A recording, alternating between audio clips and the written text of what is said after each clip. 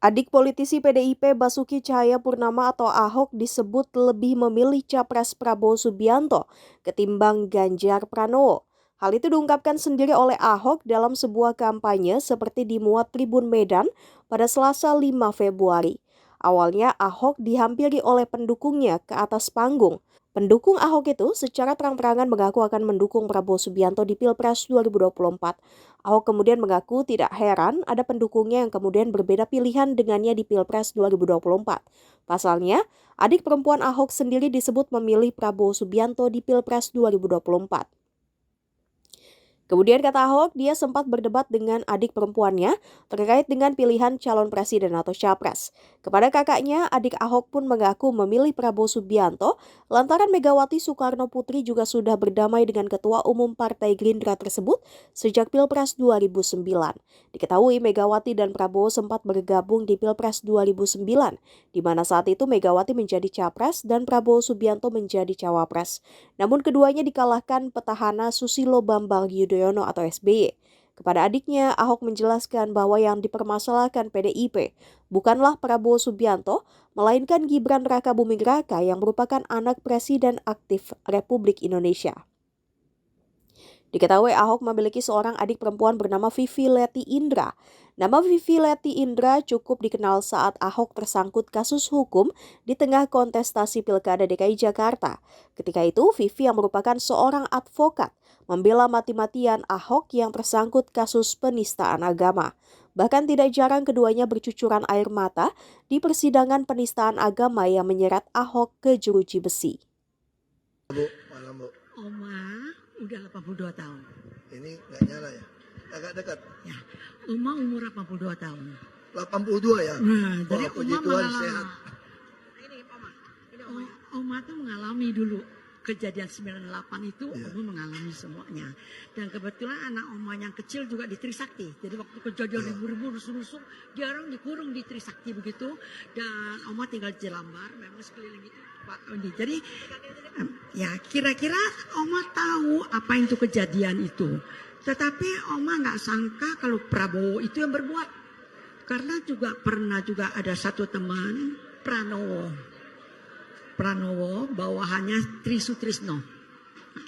Dia itu waktu minta di gereja kita minta doakan karena mereka sesudah habis itu kerusuhannya waktu di Priuk. Itu habis dibombardir semua, terus mereka kan pakai siapa tentara apalah itu namanya, dibersihin pagi-pagi udah bersih. Waktu dibuka perkara dia minta doakan, dia lolos. Memang mereka semua dari atasan semua anak buah semua dikerahkan semua. Dia takut jadi ini, karena itu suruh instruksi atasannya bebas. Tetapi Prabowo kenapa dibawa-bawa sampai sekarang?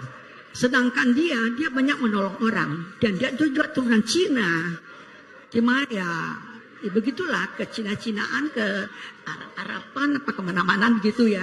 Nah kebetulan juga dia jadi mantunya dari Cendana. Mungkin ada politik-politik keluarga kita tidak tahu. Sampai sekarang dibawa-bawa terus. Dan sebagai orang Kristen kita mesti mengampuni. Orang bisa berubah kan.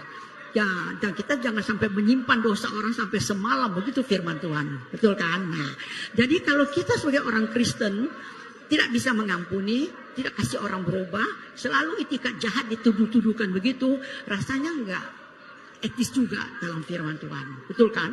Jadi Oma tuh tidak bisa menerima tuduhan mentah-mentah begitu. Jadi kenapa Bu kok nggak mau pilih Pak Ganjar? Kok pilihnya Pak Prabowo? Terima kasih Bu. Ya, terima kasih Bu ya. Jangankan Ibu, adik perempuan saya pun tidak mau pilih Ganjar. Dia mau pilih Prabowo. Ya, saya jelaskan sama adik perempuan saya, alasan apa tidak mau pilih Ganjar. Pokoknya saya mau Prabowo. Terus mereka bilang, Ibu Megawati saja ngajak Prabowo jadi wakil kok. Kenapa sekarang kamu bilang jangan pilih Prabowo? Nah, saya mau jelaskan. Ibu Mega itu justru sudah mengampuni. Iya kan? Tapi persoalan pilih presiden, kita tidak mau pilih orang yang sudah tidak sehat. Kita tidak mau pilih orang yang emosional. Kita tidak mau pilih orang yang tidak terbukti bisa kerja. Nah, ini presiden loh.